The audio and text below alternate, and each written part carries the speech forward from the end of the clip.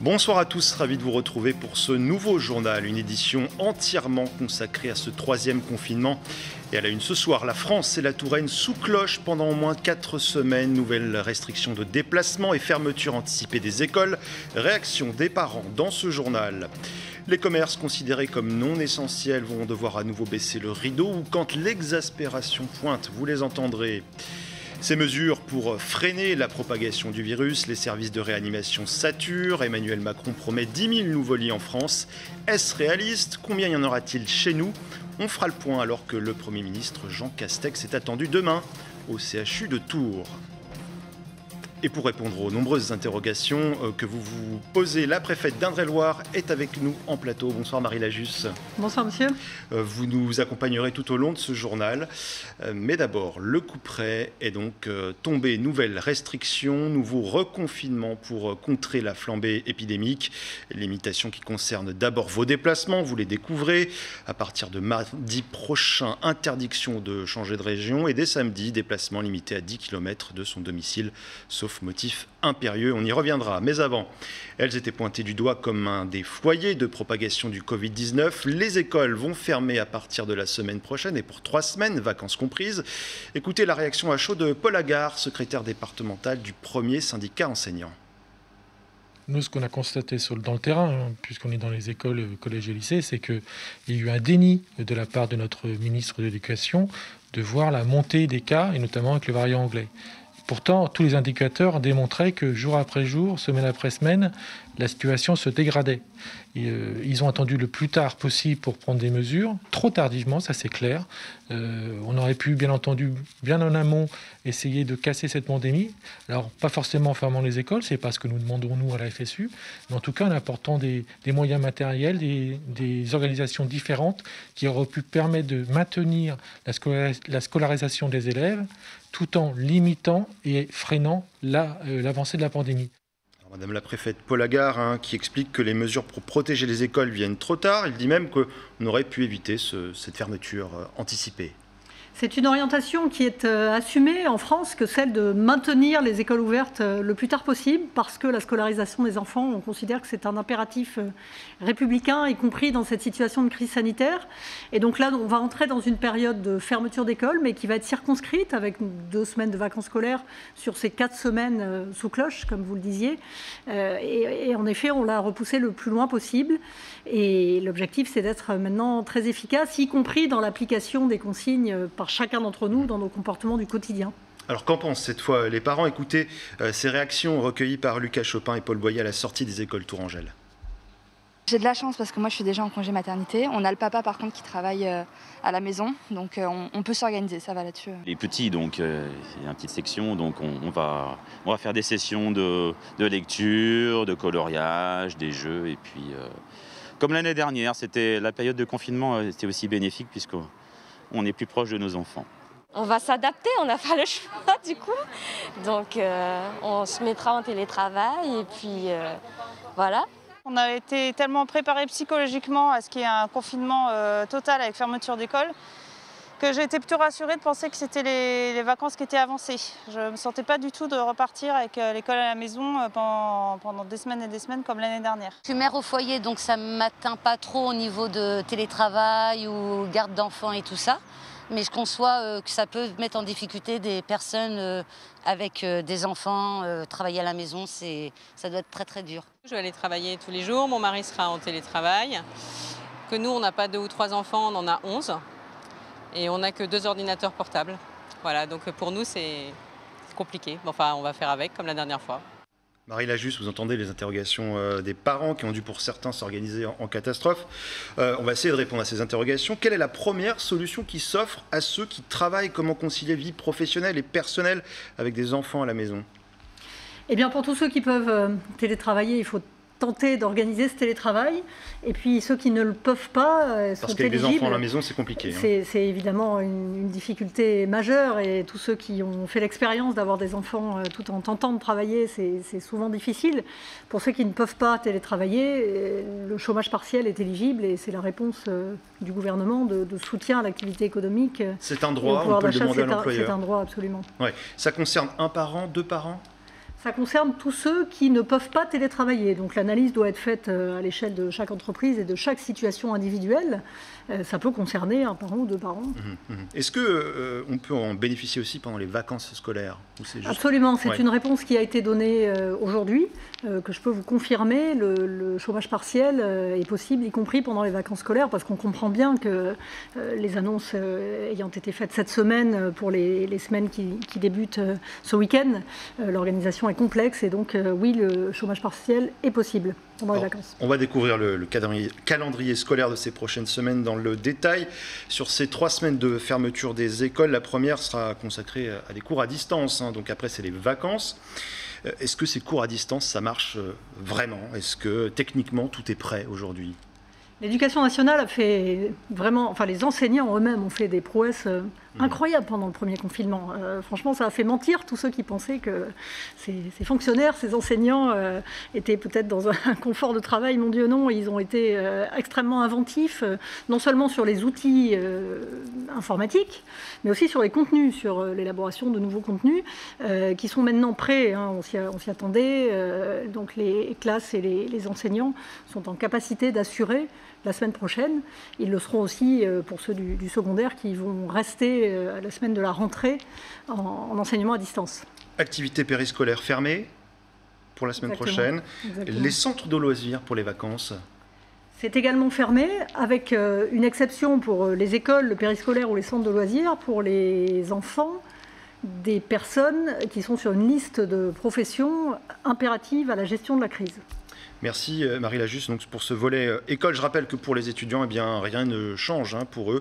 Ils pourront continuer à se rendre à l'université pour une journée par semaine. On va s'intéresser maintenant aux conditions de déplacement. On l'a évoqué en début de journal. Couvre-feu maintenu à 19 h. À partir de mardi prochain, circulation interdite entre régions. Autre restriction qui entrera elle en vigueur dès samedi, eh bien, la possibilité de rester dans un rayon, de circuler dans un rayon de 10 km autour de chez vous. Mais au-delà, il faudra un justificatif, un motif impérieux. D'abord, une précision, Marie Lajusse, il y a une tolérance jusqu'à lundi prochain inclus pour les déplacements entre les régions? Absolument. Le gouvernement a souhaité qu'en ce week-end de Pâques, les déplacements soient possibles. Et donc, il sera possible de circuler dans le département et hors du département jusqu'à lundi soir. Il faudra être en revanche rentré chez soi lundi à 19 h. Ou pour certains, rentrer ou installer dans sa résidence secondaire. On sait que des gens souhaitent passer le mois de confinement ailleurs. C'est possible. Mais à partir de mardi, ces déplacements ne sont plus possibles. On peut se déplacer comme on veut ce week-end? On peut se déplacer comme on veut ce week-end, en dehors des horaires de couvre-feu, bien sûr. En dehors des horaires de couvre-feu. Alors, les motifs impérieux. Alors, qu'est-ce qu'un motif impérieux? Est-ce que, par exemple, la garde d'enfants constitue un motif impérieux? Si les grands-parents veulent venir garder leurs petits-enfants d'une région à l'autre, comment ça se passe? Est-ce que c'est possible? Absolument, ces motifs familiaux, de même que rendre visite à un parent malade ou âgé, ça fait partie des motifs impérieux, à la fois pour aller dans le département au-delà de 10 km et même au-delà du département. Et les parents peuvent aussi amener leurs enfants chez les grands-parents sans souci, quoi. C'est possible. Il n'y a pas de souci. Pour ça, donc, il y a toujours la fameuse attestation. Ça, on la garde. Oui, alors c'est une version un peu plus longue de l'attestation parce qu'il y a plus de motifs qui sont reconnus comme éligibles. Et puis il y a des raisons qui peuvent justifier qu'on aille au-delà de 10 km, mais qui ne peuvent pas justifier qu'on aille traverser la France. Par exemple, aller faire ses courses.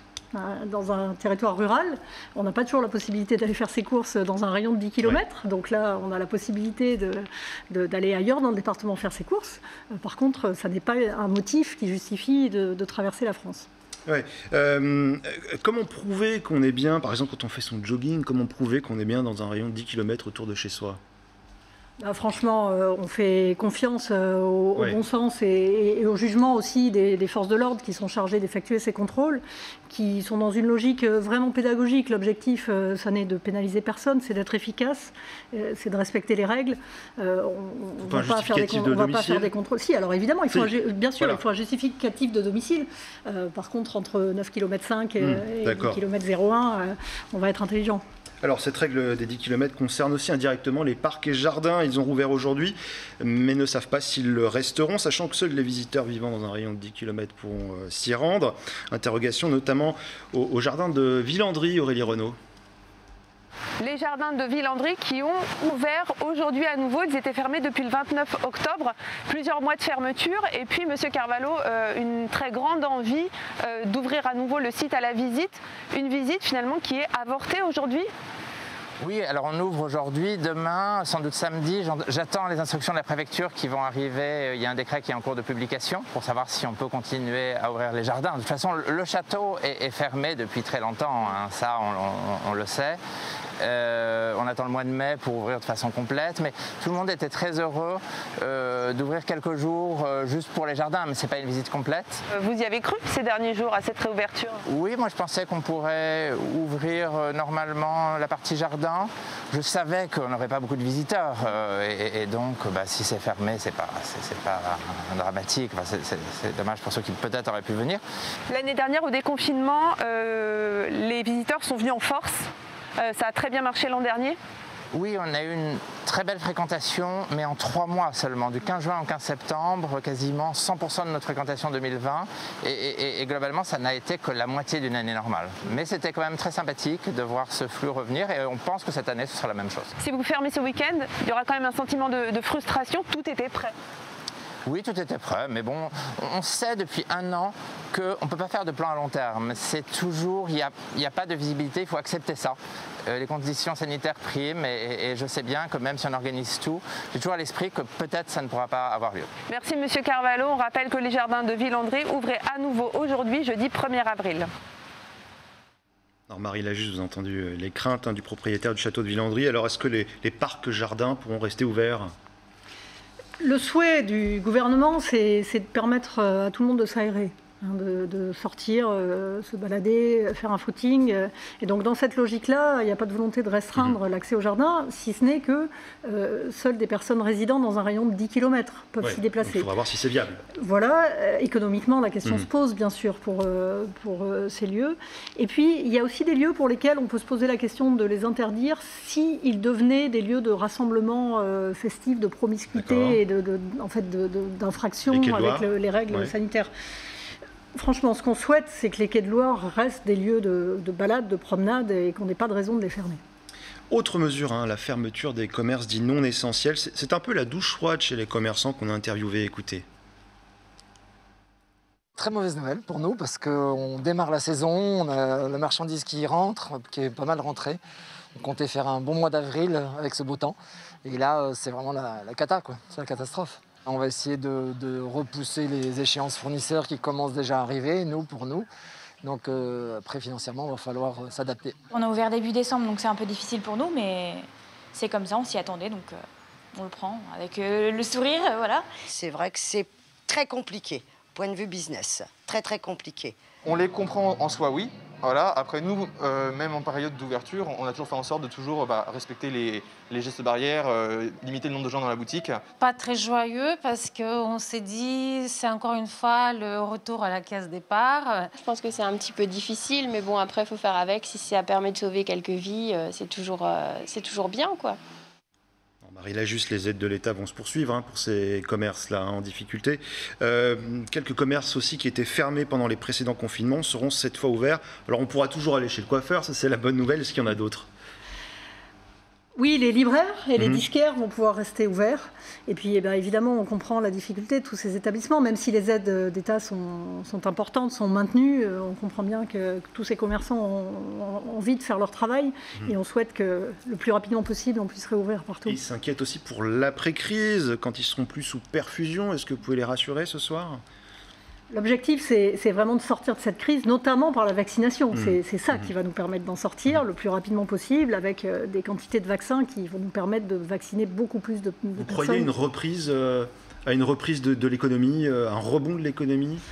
En tout cas, ce qui s'est passé l'été dernier a tendance à nous donner confiance. On sait que l'économie française, elle a des ressources très fortes et elle peut repartir très vite. Et c'est d'ailleurs pour ça qu'on a un dispositif de soutien à l'activité, de maintien des salariés au sein des entreprises par l'activité partielle. C'est pour permettre de repartir très vite, pour qu'il y ait le moins de faillites possible, tout simplement.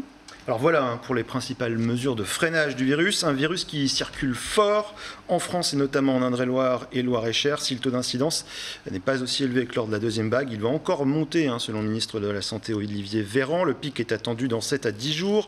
Les services de réanimation saturent déjà depuis plusieurs semaines. En Indre-et-Loire, on a dépassé le pic de la seconde vague. Pour y faire face, Emmanuel Macron a promis l'ouverture de 10 000 lits supplémentaires en France. Mais pour les soignants, ces renforts ne se feront qu'au détriment d'autres malades. On écoute. On a diminué là, de 50% les programmations. Cela implique forcément un impact sur les autres services. Là, il y a un service d'orthopédie qui est fermé. Donc, ça a un impact non seulement sur les services, ça a un impact aussi sur la prise en charge des patients de type conventionnel qui voient leurs examens repoussés, qui voient leur intervention repoussée, avec potentiellement aussi des retards de diagnostic. Donc, ça a un impact sanitaire non seulement sur le CHU en lui-même, mais sur la population tourangelle. Alors d'abord, combien de lits de réanimation supplémentaires sont prévus en Indre-et-Loire et quand ? Une dizaine devrait ouvrir dans le courant de la semaine prochaine. Est-ce que ce sera suffisant pour absorber le nombre de malades qui affluent actuellement ? C'est une cible qui a été calculée par les autorités médicales en fonction de l'évolution qu'on constate et il y a des capacités d'adaptation potentielles dans les semaines suivantes. L'objectif de ce nouveau confinement, c'est de faire redescendre le nombre d'hospitalisations. Est-ce qu'il y aura des renforts sanitaires, des médecins supplémentaires ? Alors évidemment, il y a une réserve sanitaire qui est mobilisée en renfort, qu'on mobilise aussi pas mal pour les centres de vaccination. Mais comme le disait très bien le docteur qui s'exprimait, ça veut dire aussi qu'on des programmes des opérations. Garnier. Absolument. Ouais, c'est ça. D'autres opérations vont être déprogrammées, c'est bien cela C'est déjà le cas depuis plusieurs semaines, ce qu'on a appelé le déclenchement du plan blanc au centre hospitalier de Tours. Ça veut dire la mobilisation de services qui habituellement ne s'occupent pas de cas Covid, des personnels qui se reportent sur le Covid et qui du coup n'exercent plus leur activité habituelle. Plus de déprogrammation qu'aujourd'hui dans les semaines à venir ? Il y en a au fil de l'eau, chaque jour, chaque semaine, il y a des interventions qui sont déprogrammées. On va parler de la vaccination à présent, cet espoir de sortie de crise, vaccination qui va s'accélérer avec l'ouverture de 2 vaccinodromes à partir de mardi prochain, l'un à l'Escale à Saint-Cyr et l'autre au gymnase des 11 Arpents à Saint-Avertin. Qui pourra s'y faire vacciner et surtout comment ça va se passer ? Est-ce qu'il faudra passer par Doctolib concrètement ? Concrètement, c'est comme les autres centres de vaccination, c'est-à-dire qu'on peut réserver soit en ligne sur Doctolib, soit sur le serveur téléphonique numéro unique pour la région. On peut d'ailleurs s'inscrire sur liste d'attente si jamais on ne trouve pas de place tout de suite et on est rappelé dans ces cas-là. On a aussi un dispositif qui va se mettre en place la semaine prochaine où toutes les personnes de plus de 75 ans qui ne sont pas vaccinées vont être appelées de manière volontariste pour les inciter à prendre un rendez-vous. Là, il y a à peu près une personne sur 2 de plus de 75 ans. On se rapproche de 60% des plus de 75 ans vaccinés, mais ça veut dire qu'il y en a encore pas mal qui ne le sont pas, dont des personnes qui n'ont pas forcément fait la démarche elles-mêmes. Donc là, on va aller vers elles, leur proposer des créneaux, des rendez-vous de vaccination et leur proposer aussi des moyens de transport pour ceux qui n'ont pas de mobilité. Et toutes les personnes qui sont éligibles pour se faire vacciner, maintenant, c'est tous les plus de 70 ans depuis le week-end dernier, et les personnes qui ont des pathologies particulières, ce qu'on appelle des comorbidités sérieuses, qui peuvent soit se faire vacciner en centre de vaccination, soit prendre rendez-vous avec leur médecin traitant ou leur pharmacien pour se faire vacciner près de chez eux. 12% de la population d'Indre-et-Loire a reçu au moins une première injection. Quelles sont les projections jusqu'au mois de juillet, jusqu'aux vacances ? C'est une progression similaire à celle qui va se mettre en place pour toute la France. C'est-à-dire, l'idée, c'est que finalement, en descendant de classe d'âge, progressivement, on arrive à la totalité de la population volontaire pour se faire vacciner cet été. Et donc cette semaine, par exemple, on va ouvrir 12 000 créneaux de vaccination supplémentaires. La semaine prochaine, une vingtaine de milliers également. Chaque semaine, on ouvre des créneaux en fonction des doses qui arrivent et qui sont en très forte progression. D'où l'ouverture de ces nouveaux centres. Parce qu'avec les 6 centres existants, nous n'aurions pas eu la capacité à vacciner toutes les personnes correspondant aux doses qui arrivent. Les plus de 60 ans arriveront, les plus de 65 arriveront à partir de quand ? Les plus de 65, c'est au milieu du mois d'avril, les plus de 60 même, et les plus de 50, c'est au milieu du mois de mai. Quelle place pour les médecins et les pharmaciens ? Vous les avez évoqués. Beaucoup ne peuvent plus vacciner, justement, faute de doses. Seront-ils réapprovisionnés rapidement ? Oui, alors c'est cette difficulté qu'on a, qu'ont les autorités nationales et les autorités européennes, d'ailleurs en général, avec le vaccin AstraZeneca, pour lequel on a connu des aléas, c'est-à-dire des promesses de livraison qui n'ont pas été respectées. Il faut reconnaître que c'est le vaccin avec lequel on a le moins de garanties et pour lequel on a eu le plus de mauvaises surprises. Donc la perspective, c'est de poursuivre cette vaccination chez les médecins et les pharmaciens, mais avec des nombres de doses qu'on connaît semaine après semaine. Emmanuel Macron a adressé aussi quelques perspectives plutôt réjouissantes. Les terrasses de café ainsi que certains lieux de culture rouvriront à la mi-mai. Alors, quels lieux de culture, par exemple, sont plus propices à la réouverture ? Là, c'est le ministère de la Culture qui travaille à des protocoles, à des catégories d'événements ou de spectacles. Alors, évidemment, on pense aux événements en plein air, parce qu'on a bien compris que la diffusion du virus était moindre en plein air. On pense aussi à organiser des spectacles assis plutôt que debout, avec bien sûr l'obligation du port du masque. Le musée des Beaux-Arts qu'on voit là, il a peut-être une chance. Pourquoi pas, on est prêt, et on l'a indiqué au maire de Tours qu'on souhaitait étudier leurs propositions de protocole dans le détail. Ouais, est-ce qu'il faudra un passeport vaccinal pour s'y rendre ? Ça, ce sont des arbitrages nationaux sur lesquels je ne peux pas me prononcer ce soir en Indre-et-Loire. Dernière question, Jean Castex et Olivier Véran à Tours demain, que vont-ils annoncer ? C'est une visite sur la montée en capacité, en puissance des centres hospitaliers, service de réanimation. C'est bien le service de réa qui va être visité demain. Et je crois que le sens de la visite, c'est aussi un soutien à ceux qui œuvrent et qui souffrent depuis le début de cette crise dans les services, dans les services, les médecins, les infirmiers, l'ensemble des personnels hospitaliers. Merci beaucoup Marie Lajusse pour ce tour complet donc, du calendrier vaccinal, de moyens mis en place dans les réanimations et de ces nouvelles mesures de restriction de déplacement. Voilà, c'est la fin de ce journal. Merci à vous de l'avoir suivi. Très bonne soirée sur TV Tours Val de Loire. À demain.